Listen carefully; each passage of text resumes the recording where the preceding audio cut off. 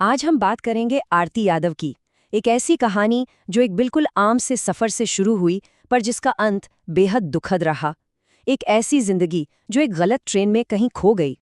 आरती कभी घर नहीं पहुंची। ये लाइन सुनने में जितनी सीधी है उतनी ही दिल दहला देने वाली भी। और यही सच हमें एक बहुत ज़रूरी सवाल के सामने लाकर खड़ा कर देता है। आखिर ऐसा कैसे हो सकता है? कैसे एक साधारण सा ट्रेन का सफर एक भयानक हादसे में बदल जाता है? एक छोटी सी मामूली सी गलती के इतने खौफनाक नतीजे।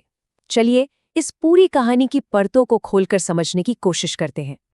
तो सबसे पहले बात करते हैं उस सफर के दुखद अंत की, उस खोज की जिसने अपने पीछे कई अनसुलझे सवाल छोड़ दिए।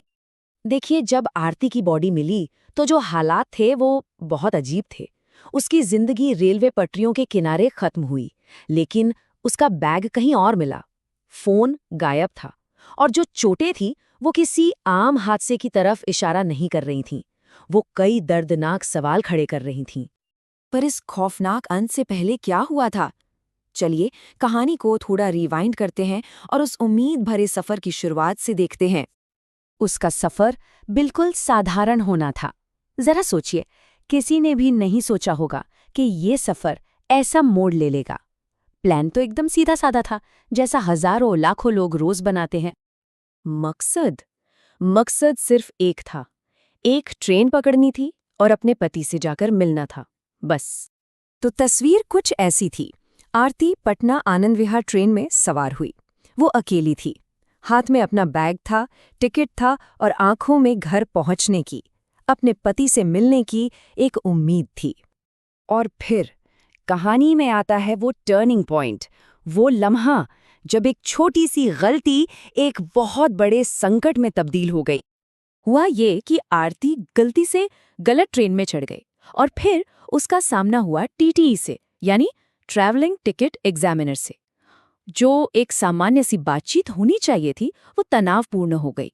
जरा सोचिए, एक महिला अकेले सफर कर रही है और अचानक वो कंफ्यूजन और डर के बीच फंस जाती है। जो दूसरे लोग जो चश्मदीद उस ट्रेन में थे, उनका कहना है कि आरती बहुत ज्यादा परेशान और घबराई हुई दिख रही थी। ऐसा लग रहा था जैसे उसे बिल्कुल समझ नहीं आ रहा है कि अब क्या करे। और यहीं आकर सच कई कहानियों के बीच कहीं फंस जाता है। अब सवाल ये है कि सच्चाई आखिर है क्या? देखिए, यहाँ दो अलग अलग बातें सामने आती हैं। एक तरफ है वो यात्री जो बताते हैं कि एक महिला थी जो बहुत परेशान और घबराई हुई थी, और दूसरी तरफ है आरती का परिवार जिनका कहना है कि वो सिर्फ डरी हुई नहीं थी, वो बेहद खौफ में थी और वो अब बस न्याय चाहते हैं। तो असल में ये मामला क्या है? एक अनसुलझा रहस्य। सच्चाई घबराहट और संभावना के बीच कहीं अटक कर रह गई है। उस पल में क्या हुआ, यह शायद हमेशा एक पहेली ही बना रहेगा। लेकिन आरती की ये कहानी सिर्फ एक इंसान की कहानी नहीं है। ये कहानी हर एक यात्री के लिए एक गुहार है, एक अपील है। ये सिर्फ एक महिला की कहानी होकर नहीं रह जाती। ये उन लाखों करोड़ों लोगों के लिए एक आवाज है, एक गुहार है। तो आरती की कहानी हमसे क्या कहती है? ये अकेले सफर करने वाले हर इंसान की आवाज है।